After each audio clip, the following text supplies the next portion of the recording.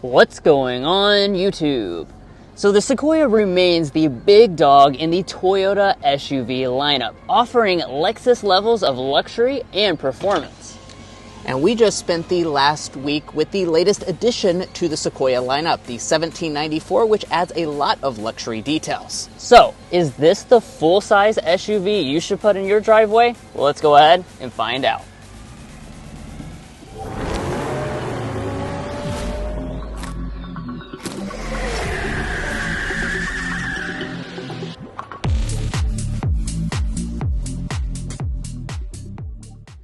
Like always, let's start off with the spec dump and what is under the hood. So every Sequoia comes with the iForce Max hybrid system. That's a 3.5-liter twin turbocharged V6 engine with electric componentry to make a total system power of 437.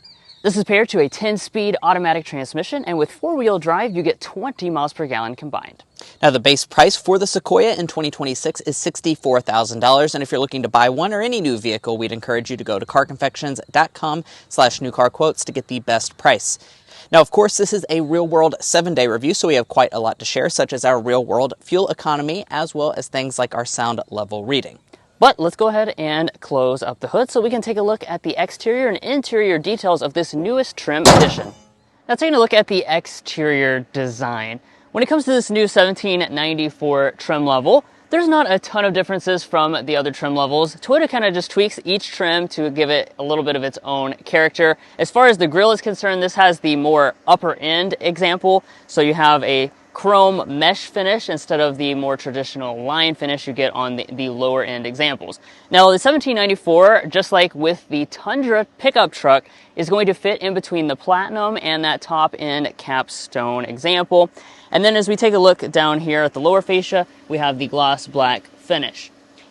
Now, moving over here to our headlights, we have standard LED headlights, of course, on every single Sequoia for 2026. Since we have a trim above the Platinum, we have the premium projector LEDs. These are a crystal design here for both low and high beam. We also have the daytime running light and turn signal indicator with the special sequential turn signal. And then down below, as you probably saw earlier, we have LED fog lights.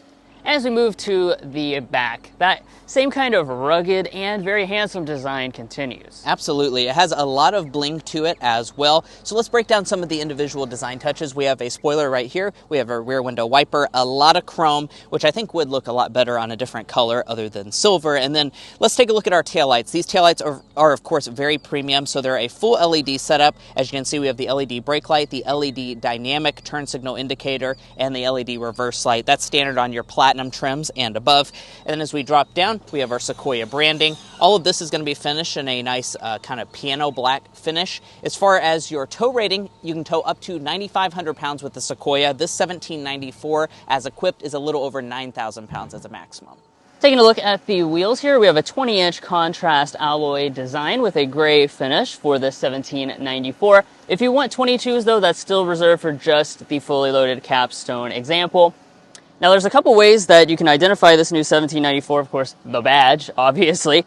Also, we have a special wheel surround here in a metallic gray finish. And as far as our mirrors are concerned, they are fully loaded on every single Sequoia for 2026. So that means you have power folding, auto dimming, blind spot monitoring, and heating. Now, at the side of the Sequoia, this is a big SUV. Of course, it's 208.1 inches in overall length, which does mean it's actually a little bit shorter than something like a Tahoe. And it is worth noting, you cannot get an extended wheelbase version of this model, so it is just going to be what you see today.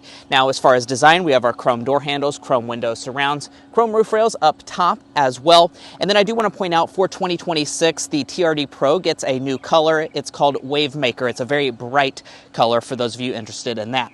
Now, when it comes to your safety systems, I'm happy to tell you that the Sequoia gives you every single one of those as standard equipment. Now, we found those safety systems to work quite well this week, and there are also quite a lot of changes for 2026 on the inside that we need to discuss. But first, if you're new here, we're brothers, and we've been reviewing cars since we were 12 and 16. We started young, and since then, we've reviewed over 2,000 cars at every price point. No matter what you're looking for, from sound level readings to cargo measurements, we'd love for you to subscribe to be a part of our Car Confections family. Let's learn a lot and have some fun with all the latest cars. All right, now it's time to check out the interior. First, here's our key fob. It's the typical Toyota key fob. Nothing really going on here, no branding or anything like that. You have a standard smart entry system on all trim levels. And reaching behind the handle that will unlock the door, it'll fold the mirrors outward. It'll also deploy power running boards if you have the capstone, or you can option that on to some of the higher end trim levels. All right, and let's check out this interior. So obviously the 1794 has a very rich appearance, and let's kind of just jump right into some details about what has changed for 2026 when it comes to the interior, because there have been some adjustments that you need to know about with these trim levels. So the SR5 still has cloth seats on the base level. However, the next trim up, the Limited for 2026, gains a real leather seat. Now you have real leather on the Platinum and the 1794, and then there's also a change on the top end capstone, because you probably remember it used to have that black and white semi-aniline leather interior. That's actually been eliminated for 2026. Instead, they move to a real leather seat, not the semi-aniline leather seat, and this instead is going to be in a shale color exclusively. So that's something to keep in mind, although it might be, of course, more family friendly now that you don't have so much white leather for your little grubby kids to put their fingerprints all over. Now, as far as the seats here, very nice with the real leather, soft and supple. I like the brown finish with the 1794 and the color contrast accent. These are also highly adjustable, so we have 14 ways of power adjustment on the upper end examples, including a thigh extension. Memory seats are included at the Limited trim and above, and let's go ahead and climb inside. As I close up the door, let's look at the rest of the cabin materials. Obviously, this is a very high-end Sequoia, so we have nice materials. You have two different shades of brown leather over here on the door trim. Nice leather on the top there with the stitching detail and some wood decor. Up through here, we have a leatherette covering with stitching detail, although it is hard touch on just this one section of the upper dash. We have a beautiful piece of real wood trim with the special branding right there. And you have, again, more two-tone leather materials running through the center section and more wood all through here. Like I said, very Lexus-like in the overall execution. Actually, somewhat nicer than some of the recent Lexus products, such as the GX we had on loan. Let's fire it up with the push-button start.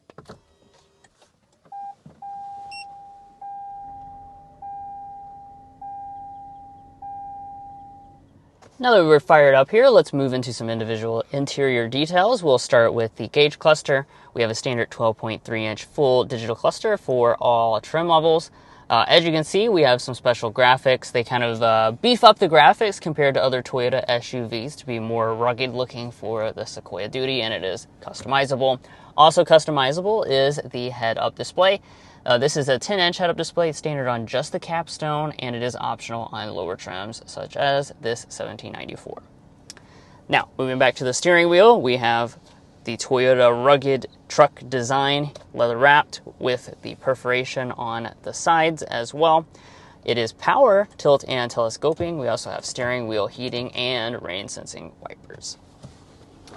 Now, of course, you buy a big SUV because you want plenty of storage, and up here in the front, they do a pretty darn good job. So, underneath this piece of wood, you have a tiny cubby for a little object. You have a tray right here, which can slide back, and this reveals some of your center console, or you can open up the full door there and reveal this enormous console storage. So, of course, we've got it loaded up with donuts because we like to put donuts in the console and compare to the competition. Well, as typical really for this class, the console is enormous. It fits the full 24 donuts. That's the maximum you can possibly score in the car Confections donut test. So good job with that.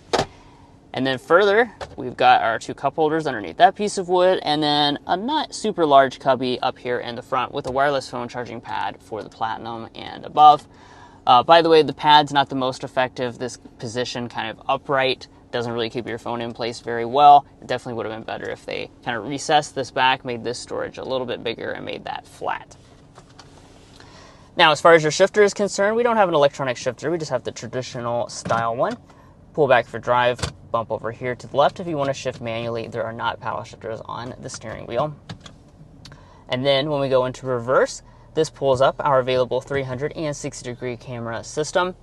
Inside of this, you have several different views you can choose from. Right now, we're just in that traditional backup view, and you also have the overhead view. You can kind of go around the vehicle, and you have front and rear parking sensors. Now behind the shifter, you have your four-wheel drive controls as well as your drive mode controller, and then up in front of that you have your electronic parking brake with brake hold. Then you have a row of just kind of a random assortment of buttons, and then above that, that's where you get into your climate controls and your audio controls. So again, one thing I like about this truck is it's very analog.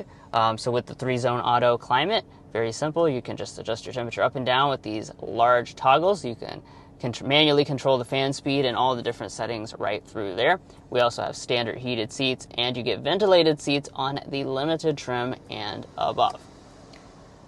Off to the side here, we have a big old meaty volume knob, and that will control on the Platinum trim and above the 14-speaker JBL premium sound system. Let's go ahead and give that a sample.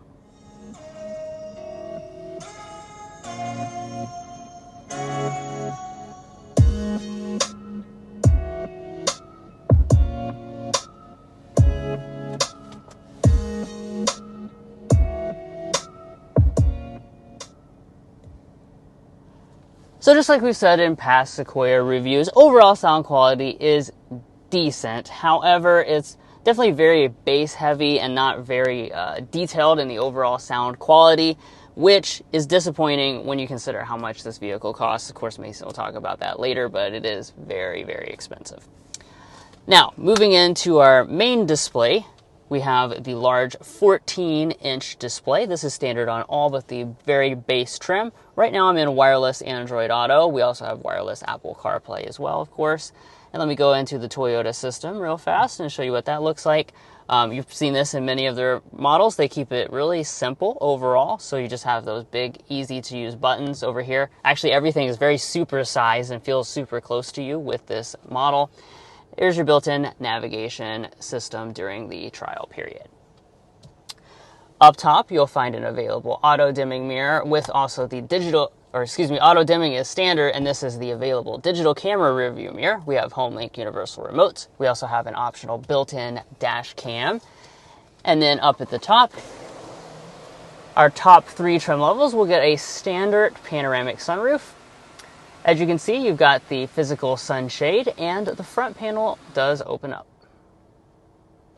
Now let's talk about the very important second and third rows, as well as the cargo area in the Sequoia. Of course, big SUVs need big amounts of space, and let's go ahead and dive into that. So first and foremost, our legroom is sitting at 39 inches of legroom and 38.4 inches of headroom. That does mean that it's a couple inches behind some of the rivals like the Chevy Tahoe in terms of overall legroom. That does not mean, though, that it's not a lot of space still. It certainly is a lot of space. I'm 5'9" for reference, and this seat is adjusted to Drew, who's 5'8". And look at this. We are looking at a solid foot of knee room. So that is a ton of room, guys. You're certainly not going to be running low on space. Also, my feet can kind of slide up underneath of these seats. And one thing to keep in mind, though, is that these seats are fixed position. So unlike, I think, all of the rivals, you cannot slide the seats forward and back. So that's kind of disappointing. So you can't really customize the amount of space that you have. And then they do recline a pretty good distance, which definitely helps out with overall comfort. Now, speaking of the seats themselves, we have the captain's chairs. That is standard on platinum grades of the Sequoia and above. That means that the overall seating capacity for this model is going to be 7-passenger. You, of course, can get bench seating as well to increase your capacity to 8-passenger. If you have the captain's chairs, you have the 2 cup holders here, as well as another little storage area. That's not it for cup holders, because we do have 2 more up at the top area.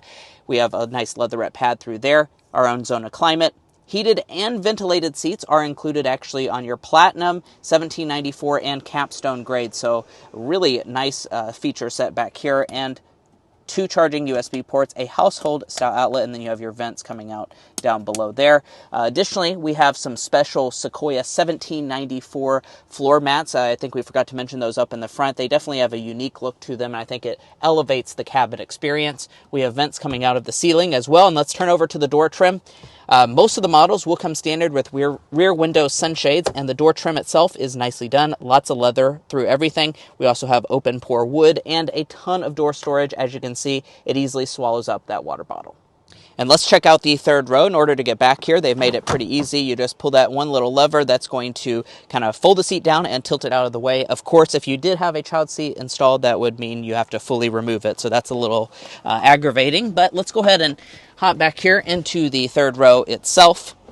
Now, when it comes to the third row, there's a couple things to consider with the Sequoia. So first of all, your maximum legroom is sitting at about 34 inches of legroom. So the legroom itself is actually pretty good. The headroom is sitting at 35 inches of headroom, so that's certainly not the best in this segment, that's for sure. I'm 5'9" and my head is scraping the ceiling.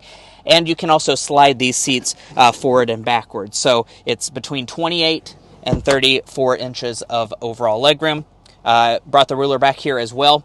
With the seat in its fixed position, we are looking at 7 inches of additional knee room. My feet can kind of slide up underneath of the seat, but the unfortunate thing about the Sequoia is the fact that it doesn't have much thigh support at all. We did not use a independent rear suspension for this generation of the Sequoia, so that does mean that it's certainly not as comfortable as something like a Tahoe. That being said, they have tried to make it better by adding quite a lot of features. We have this piece for your arm to rest on. We also have these buttons to recline the seats a little bit more to give you extra space, 2 cup holders, and we also have third row window sunshades as well as vents in the ceiling.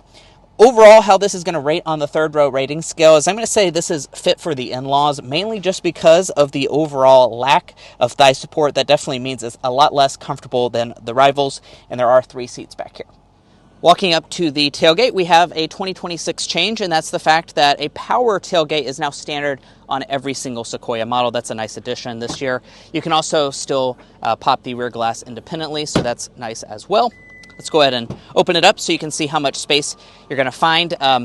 Now, when it comes to the cargo space, you might be a little disappointed in this as well, just like the third row. We're sitting at only 11 cubic feet behind the third row of seats, 49 cubic feet behind the second row, and as a maximum, 87 cubic feet. So compared to the rivals such as Tahoe, Expedition, those types of vehicles, that's going to be significantly less. Those are all over 100 cubic feet as a maximum, so a pretty substantial size difference between those models. And speaking of all the rivals that you may be cross-shopping with in this full-size SUV segment, we'd encourage you to go to carconfections.com/vehicle rankings. The reason you do that is because we've looked at all the top 10 categories that a buyer in this segment would be wanting, such as the third row, cargo capacity, interior luxury, powertrain choices, and you can use the chart on our website to sort based on what is most important to you, and you can find some of the best options for you. So if you want to make an informed buying decision, definitely go to carconfections.com/vehicle rankings and use that tool.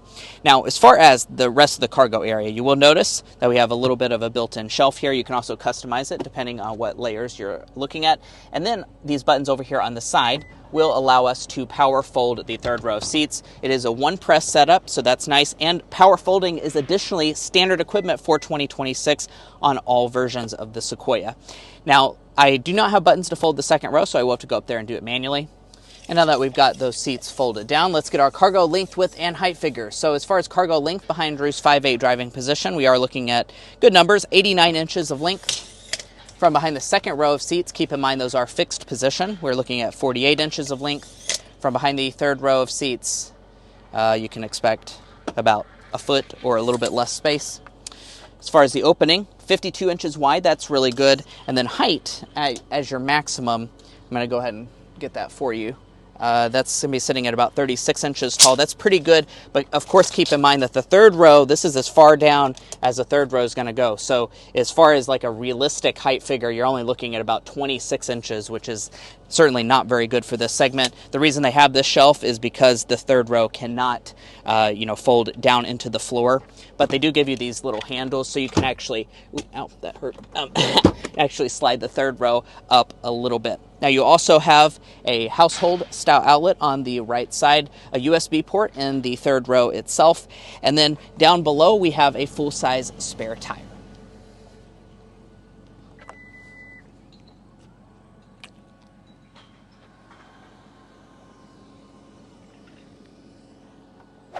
Well, guys, here we are behind the wheel of the 2026 Toyota Sequoia. In this test drive, we're going to be discussing quite a lot, as you can see on the screen right now. We'll also be getting things like our sound level reading, as well as our real-world fuel economy, discussing that. But first, we need to start with a hard acceleration.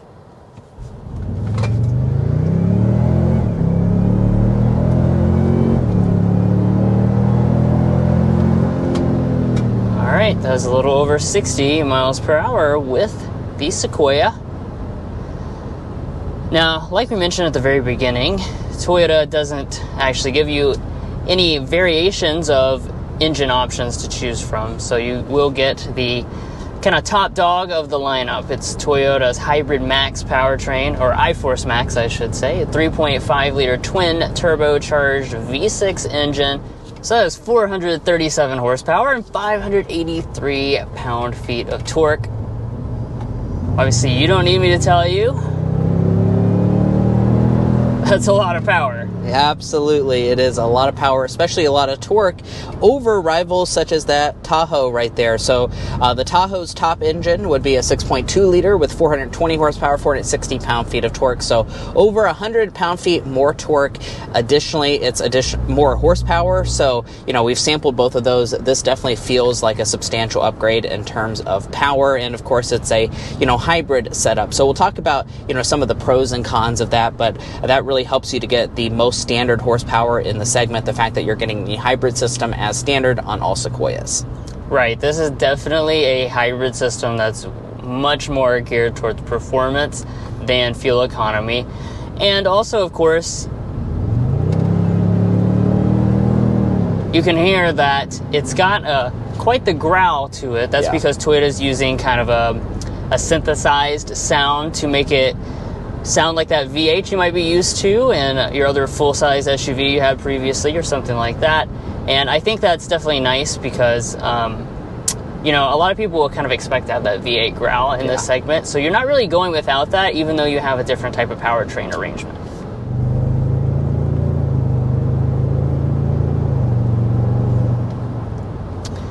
Now, as far as the transmission is concerned, we've got a 10-speed automatic transmission. This is largely a very good transmission. It's nice and smooth in most everyday driving. Just occasionally there might be a bit of a confused shift, but otherwise it's pretty much perfect. Yeah, and as far as how power is routed to the ground, you have standard two-wheel drive on the vast majority of models or available four-wheel drive. Four-wheel drive is standard on a few of the versions of the Sequoia. But as we're just kind of opening out into the highway section here, I want to talk about ride quality for this model. So living with the Sequoia does give you the unique opportunity to, you know, drive it on a bunch of different road surfaces. We've lived with this model several times in the past as well. And ride quality is pretty good. Now, it does have some pretty stiff competition. This, of course, is a body-on-frame platform, so you do feel a little bit of the vibrations entering into the cabin. You'll see that demonstrated as we go over this bridge abutment here. A couple things worth noting is that you cannot get a full air suspension. So things like the Tahoe, the GMC Yukon, those models will have an air suspension, as well as the Nissan Armada. And we have found those to have better ride quality, but I think it will still be more than satisfied with the ride that the Sequoia is offering. Additionally, the 1794 with the 20-inch wheels instead of the 22s that you get on the Capstone, I think that actually helps your ride quite significantly. So if you want, you know, a luxurious Sequoia with, you know, the better ride quality, I think the 1794 might be a better choice in the Capstone. Yeah, I think this is pretty comfortable overall. Just to be clear, this does have a rear air suspension as an option, as well as adaptive dampers. So it does have technology, of course, to smooth out the ride from just, you know, a truck foundation. It's certainly a lot smoother than like a, you know, regular pickup truck or anything like that. But, you know, overall, like Mason was saying, this is a class where you've got a lot of choices, especially at this price point, and you can get easily a full air suspension for this price. All right, we are accelerating up to 55 miles per hour, so we can get our sound level reading. I'll go ahead and toggle us to fan speed 1. The rear climate, I will go ahead and turn off, and there we go. Let's go ahead and see how quiet it is.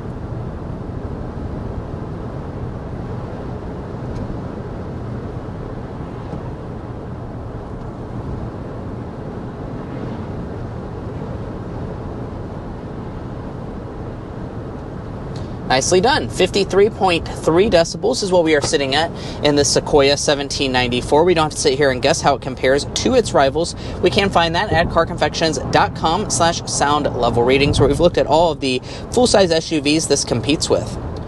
And indeed, that is actually one of the quietest sound level readings that we have gotten in this segment. That's a very good number, you know, especially for a big SUV like this. They've definitely done a lot to make this cabin feel, you know, more like a luxury SUV than just a traditional truck.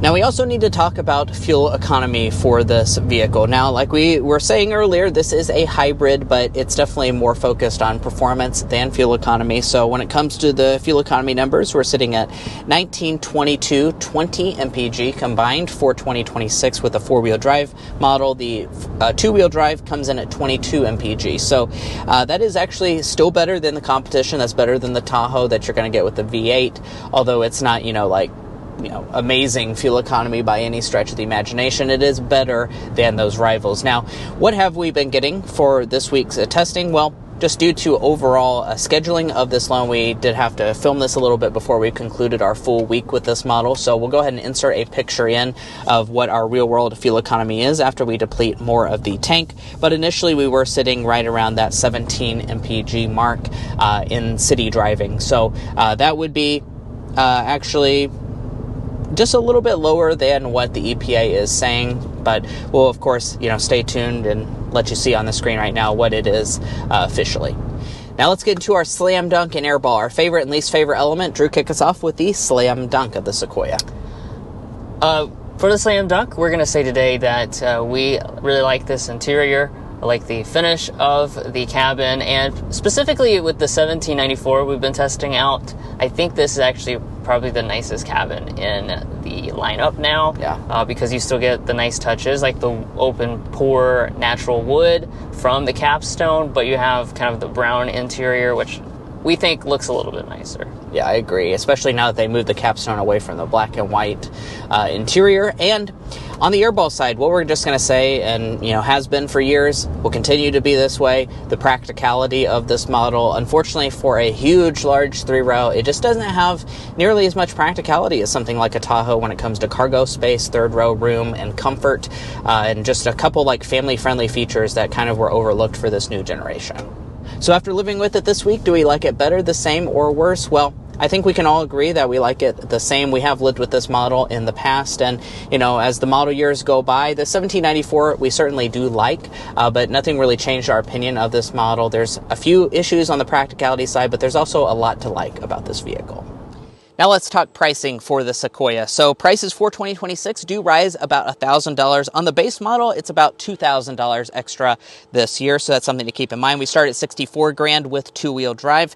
And then of course you can see the full lineup of prices on the screen right now for 2026. This is the 1794. We also have pretty much all of the options that you can get on the 1794. After four-wheel drive, it's sitting at around $86,000. Now, this vehicle is assembled in Texas, so it's made here in the U.S. And if you're looking to buy one or any new vehicle, we'd encourage you to go to carconfections.com/newcarquotes. The reason you do that is because we have a tool on our website that'll connect you with local car dealers in your area to get you the best price. It's also going to give you access to invoice pricing information, which is a great tool to use while dealer negotiating. If you'd like to take advantage of that, as well as things like our monthly payment tool, you can find a link to that in our video description, as well as a pinned comment down below. But buying a vehicle is about more than just the original MSRP, so let's talk about resale and reliability. First up, let's talk about resale value. As an economics graduate myself, we took the time to develop what we think is a good estimate for this Sequoia's potential resale value. We estimate that after 5 years and 60,000 miles, it would be worth 64.5% of original MSRP, and after 10 years and 120,000 miles, 41.4%. Now, those are really amazing resale value percentages. It's the second best brand that we look at across the entire auto industry and well above industry average. Now, also well above industry average is Toyota's reliability score. So we have the thing called Combined Reliability Index. This takes into account several studies on reliability from trustworthy sources and combines them in a way to give you a holistic picture. And when all that's factored in with the latest data, Toyota is the #1 most reliable brand. Now, if you'd like to learn more about our resale values, our reliability data, or our methodology, be sure to go to carconfections.com/resale and carconfections.com/reliability. Buying a new vehicle is a big decision, so you want to make sure you're making a smart purchase, especially if you're cross-shopping between different vehicle brands. Now, when it comes to your vehicle warranty, that's also important. You have a 3-year 36,000-mile basic warranty, a 5-year 60,000-mile powertrain warranty. You do have a hybrid battery warranty of 10 years and 150,000 miles, by the way, and complimentary maintenance of 2 years and 25,000 miles. And guys, that wraps up our in-depth 7-day review of the 2026 Toyota Sequoia 1794. If you enjoyed watching this video or found it helpful in your purchasing decisions, which we hope you did, we'd really appreciate it if you hit that subscribe button down below. By subscribing, you're going to be a part of our Car Confections family. We have a lot of fun on this channel, and I promise you won't want to miss out. If you're already part of our family, thank you so much for your continued support. You make this all possible. And we'll catch you next time as we sample more of the latest automotive delicacies.